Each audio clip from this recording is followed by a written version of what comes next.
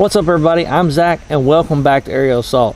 If you've been subscribed to the channel for a while, you probably noticed I haven't made many videos lately. I had a baby in December and me and my wife really just been enjoying that time. When I'm back today, we're going to start reviewing some tree stands. I think I'm going to actually hunt out of a stand a few times this year. So today, let's start out by talking about the new Hush from Out on a Limb.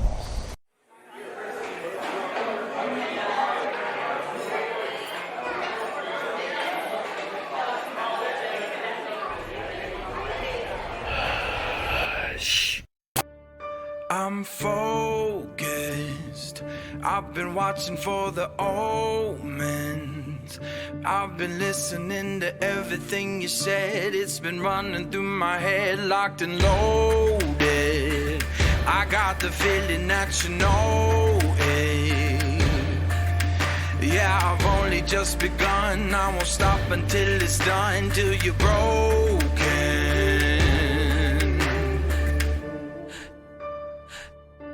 So welcome to the fire. I'm the one with the lighter. Feel it burning through your veins as we're walking through the flames, getting higher. And like I said, we're going to be talking about the Hush from Out on a Limb today. And let's kind of break down the basics or the things you would want to know that are going to let you know, is this the class of stand that you're looking for? First off, it's going to come in right at 8 pounds. That's going to be without a seat cushion and without straps. They do not come with that at the time, but that's with this strap. But it's an 8-pound stand. You're looking at about 24 inches by 17 inches in front of the cables, and it maintains that width even behind the cables for a pretty good distance. You have a fully adjustable seat and a fully adjustable platform that is done on a knob and actually has a threaded rod inside the beam, so it can be micro adjusted really well. The threaded rod in here is very similar to what you would see on a C-clamp. I'm not sure what you call those. I think I've heard them referred to as Acme threads, but it's very smooth. It moves fairly well. I mean, you can get from top to bottom pretty fast, maybe not as fast as you can some other stands on the market, but it can be micro adjusted much easier than those stands. The seat post is going to be approximately about 21 1/4 to the top of the seat, which is a pretty comfortable position. I know on some stands out there, people complain about the seat post being too low to, maintain comfort. And that's pretty much the specs of this stand. Let's talk about a few other things going forward. Why you may have heard about it online, what I agree with, what you hear online, and what I disagree with. And if you pay attention to Facebook at all, you've probably seen or heard about this stand, and for good reason. It is awfully light, it packs up great, the seat turns into a shelf, and for the price of $350, and there's regularly sales on the side of 15, sometimes 20%, I think it's a great value. This is not going to be your entry-level mobile hunting stand, but it's more comparable to the upper end stands, but it is not those stands, and that's where the controversy seemed to come in this. And I've heard some negatives from people who've never tried it, and I think that those are just unjustified. For one, people talk about this seat being very, very small. It does look small, and if you just measure the seat itself, it is small. But due to the style bracket on here, it actually gives a pretty good distance away from the tree, and the top of the seat is flush straight back here, so you don't have that post sticking up above the seat like you do on some other stands. So I think that makes this seat feel much larger than it is. And the other thing you've heard some people talk about is there's a couple people specifically who have bent the post of this stand. Well, since that's been done, Matt's even went back and added a stiffener inside this beam to help with that problem. But what you'll see is where the Versa button is here. It's actually below the cables, which is not typical of most stands. Most stands have a button up here, and to tow hook or to cam those stands, you would tow hook it, put all your weight into this, and then you would cam the stand over. But then there's usually another button down low that it is recommended to use that second strap. Matt moved the button down so that it was secure and leaving, you know, even pressure top and bottom. What that does though is that puts a lot of pressure on the center of this beam, which is going to be the weakest part of that beam. It's actually not an issue. You just have to get it out of your head that this is not like your other lock-ons that you've seen in the industry that cam to the tree. Yes, you can cam this stand. A lot of people say you cannot cam it or it'll bend the post. It's not true. Do not tow hook it or it will bend the post because of the location of the button. Okay, so no one screams, you know, it was smoke and mirrors the way I did this, or, you know, they couldn't get it to work like that for them. I'm going to show you exactly how it'd be when I carried it to the tree. So it's in its load shelf position. There's your shelf there. You know, I have my strap here. You would take your load shelf and lower it.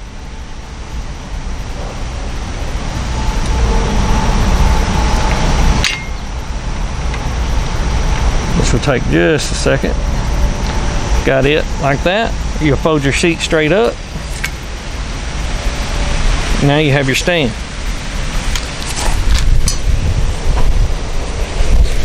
I would wrap the tree with my strap. And when I get it to this spot here, like I said, I like to take the cables and I will hold this stand up like this. Take my strap, put it on the button.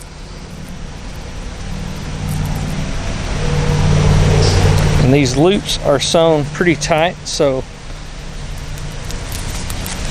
you would then take and tighten your strap.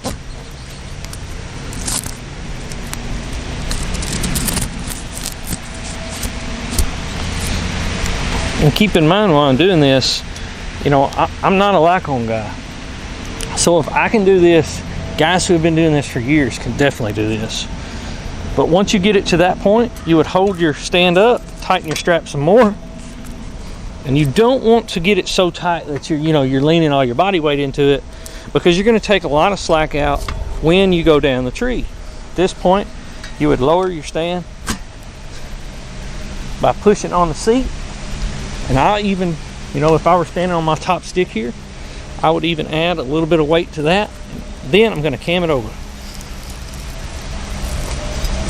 And it's also, there's a feel for it. Like there, I could feel it was just too hard to cam. I knew I was putting too much pressure on it. Now,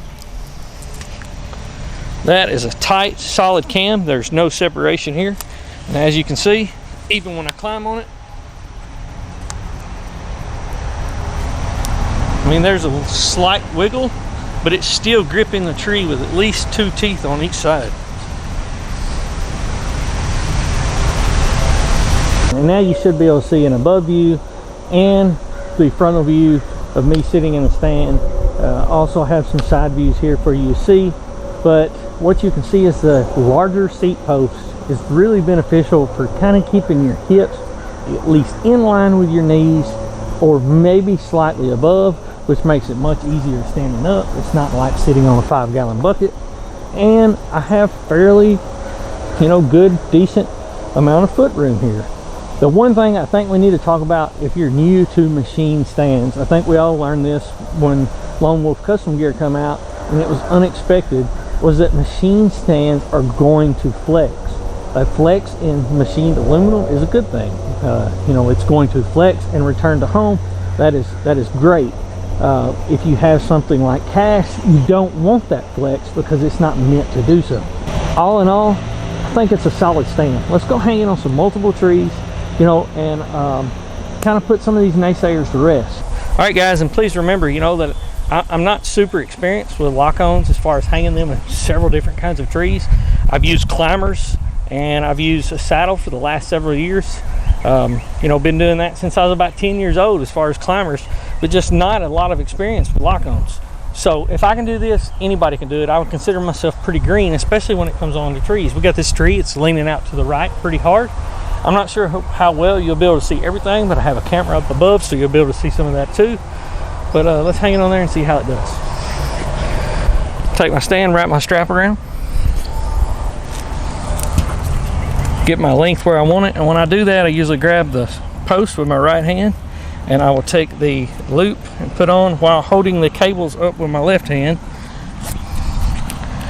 and then cinch it tight. So I'm not going to be able to get very much of this at all into this, but what we'll do is we'll fold this up, cinch it tight again, and let's set the stand.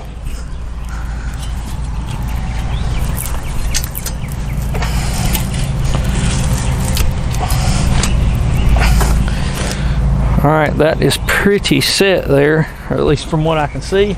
It looks pretty good. Let's kind of climb in it and see how it moves. And actually, you know, I can kind of tell it's a little bit crooked, so let's move it. I don't want anybody saying I didn't give it a fair opportunity.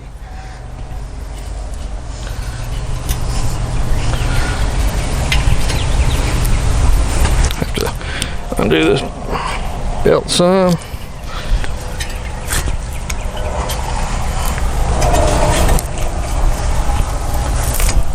All right, that's pretty level there, left to right, front to back.